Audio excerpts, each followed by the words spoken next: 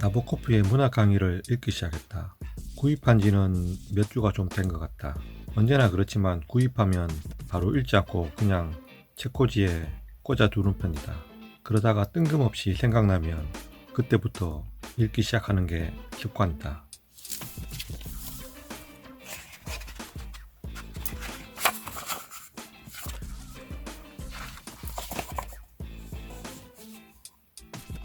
편집자의 말을 조금 읽었고, 존 업다이크가 쓴 편집자의 말을 조금 읽었다.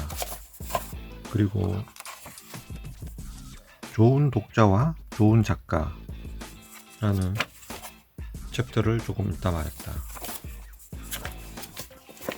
그러다가 제일 뒤쪽에 마지막 한마디 챕터를 읽게 됐다. 원래 책을 사면 제일 앞과 제일 뒤쪽을 한번 살펴보는 버릇이 있다. 난 여기서 주목해야 할 한 단락을 읽어보겠다. 여러분이 자신과 등장인물들을 동일시한다는 유아적인 목적이나 삶의 지혜를 배운다는 청소년 같은 목적이나 일반화에 푹 빠지고 싶다는 학문적인 목적을 위해 책을 읽지 않는 훌륭한 독자가 되게 해주고 싶었습니다. 나는 여러분에게 순전히 책의 형식, 비전, 예술만을 위해서 책을 읽는 법을 가르치려고 애썼습니다. 예술적인 만족감의 전율을 느끼는 법, 책 속 인물들의 감정이 아니라 작가의 감정, 즉 창조의 기쁨과 어려움을 함께 나누는 법을 가르치려고 애썼습니다.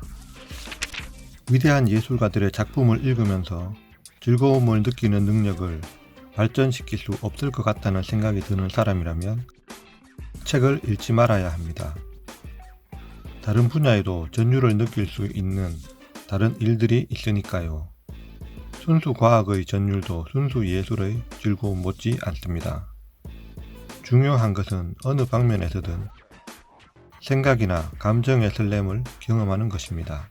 설렘을 느끼는 법을 알지 못한다면 인간의 정신이 내어놓은 예술이라는 귀하고 잘 익은 과일의 맛을 보기 위해 자신을 평소보다 조금 더 높은 곳으로 감아 올리는 법을 배우지 못한다면 인생의 가장 좋은 것을 놓쳐버리기 십상입니다. 나보코프의 문학 강의는 이렇게 끝을 맺고 있다. 물론 이 단편적인 것만을 가지고 책 한 권에 대해 말하려는 게 아니다. 전체를 읽어봐야 제대로 된 리뷰를 하겠지만 지금은 리뷰를 하겠다는 게 아니다. 읽다가 기억할 만한 주장에 대해 말하려는 것이다. 이 책에서 다루는 작품은 다음과 같다. 변신을 제외하고 읽은 게 없지만 그렇다고 이제라도 읽어야겠다는 생각은 들지 않는다. 어떤 작품을 읽게 되는 이유 가운데 가장 강력한 것은 나보코프의 지적대로 어떤 설렘이라고 본다. 지혜를 구하는 독서나 주인공과의 일체어를 통한 쾌감은 설렘과는 거리가 멀다. 물론 설렘이라고 번역되긴 했지만 그렇게 말한 나보코프의 의중을 정확히 꿰뚫을 순 없다. 그렇다면 그 설렘이란 것은 어떤 것이며 어디서 오는 것일까? 구체적으로 정의하기는 어렵다. 왜냐하면 사람마다 제각각이기 때문이다. 예를 들어 이야기해보자면 누군가를 만날 때 설레는 감정이 든다면 그 이유를 한번 생각해보자. 굳이 사람을 대상으로 하지 않더라도 생각해볼 수 있다. 바다나 산으로 여행을 간다든지 좋아하는 취미 활동을 한다고 할 때 역시 설레는 마음이 들 수도 있다. 어쨌든 어떤 문학 작품은 읽기 전부터 알 수 없는 설렘을 안겨주는 경우가 있다. 독서라는 행위가 주는 유의미함 가운데 그런 설렘을 유발시킨다는 것도 있겠다. 때론 의무가 되어버린 오래된 연인들의 주말 데이트 같은 독서도 있겠지만 그건 오래가지 못하고 시들해지듯이 독서란 것도 연애와 마찬가지로 설렘이 있어야 한다.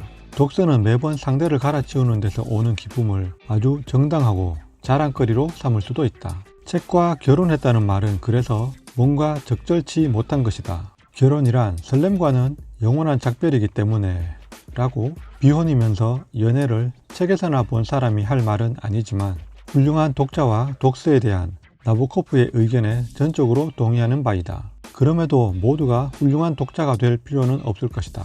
될 수도 없겠고. 여하튼 나보코프가 예로 든 작품을 읽고 강의를 따라간다면 좋겠지만 그렇지 못해도 작품에 대한 나보코프의 생각을 들여다 볼 수 있다는 게 어쩌면 더욱 흥미롭다. 수업의 본질보다 강사에 대한 애정이 높을 때 그 수업은 더 집중도가 높지 않을까? 아님 말고.